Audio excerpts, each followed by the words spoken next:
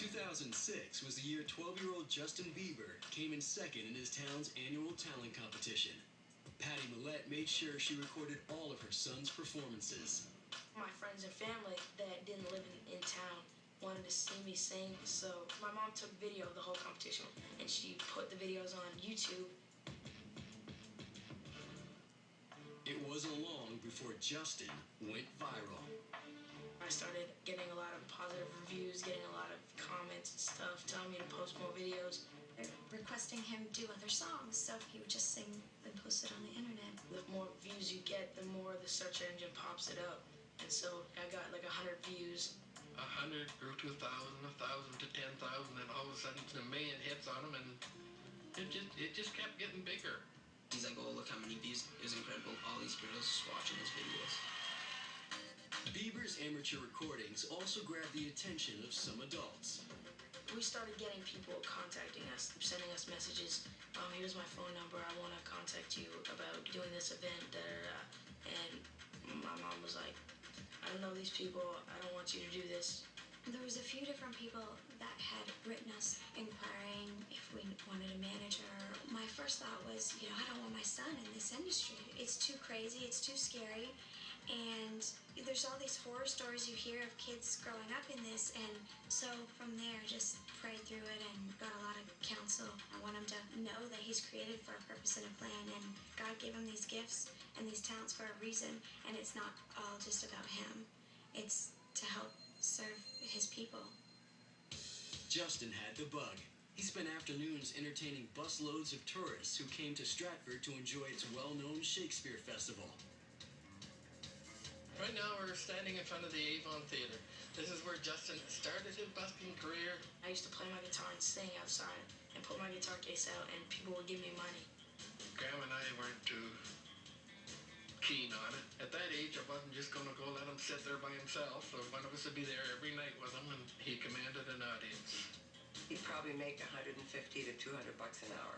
I ended up getting like $2,000 that summer and taking my mom on a vacation. So that was the first time I really was like getting like money for what I was doing. Meanwhile, Bieber's online popularity continued to grow. Among those vying for Justin's attention was Atlanta-based talent scout Scott "Scooter" Braun. I wanted to sign a kid who could do soulful type music the way Michael Jackson used to. Singing records about love that kids could relate to and dream about, but was good enough music that adults wanted to listen to it. I was on my computer consulting for another act on YouTube and stumbled upon Justin. Scooter just knew right away. He sort of went gonzo stalkerish in order to find Justin Bieber. He wrote me on my MySpace, on Justin's YouTube channel. He contacted Justin's school board and was leaving messages with all these people. I was like, okay, this kid named Scooter, I gotta call him and get rid of him. She called me from an unknown number, and after a 2-hour conversation, we got to know each other pretty well. He just offered to bring us to Atlanta, no strings attached, just to see that he was for real and to meet a bunch of people and to get comfortable and just take it into consideration. I remember Patty was on the phone and she was like, if I come to Atlanta, what churches are around? And I just happened to be there. And he's like, well, my friend Kenny here, he goes to church. Here, Kenny, talk to Patty. So he gives me the phone. I'm like, yeah, I'll take you to my church. But Patty still had concerns. My mom was really hesitant because we didn't have a lawyer or anything. She had to think about it, and they talked again, and then she said they were going. I said, okay, that's fine. We'll take you to the airport.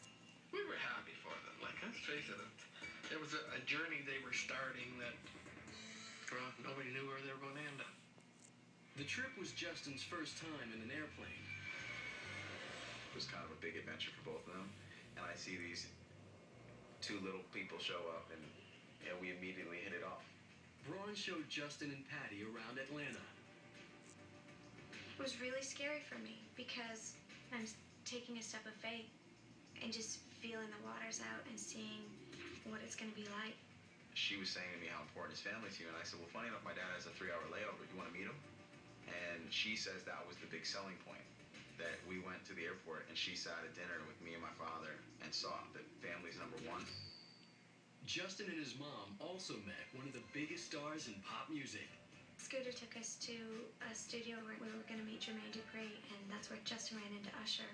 We met Usher randomly in a parking lot. So I ran up to Usher. I was like, yo, Usher, I love your songs. Can I sing you one? It's like 30 below outside. He has no scarf on, no jacket on. I'm like, we should go inside. It's like really cold out here. So he was like, I gotta get into the studio session. Maybe later, little buddy.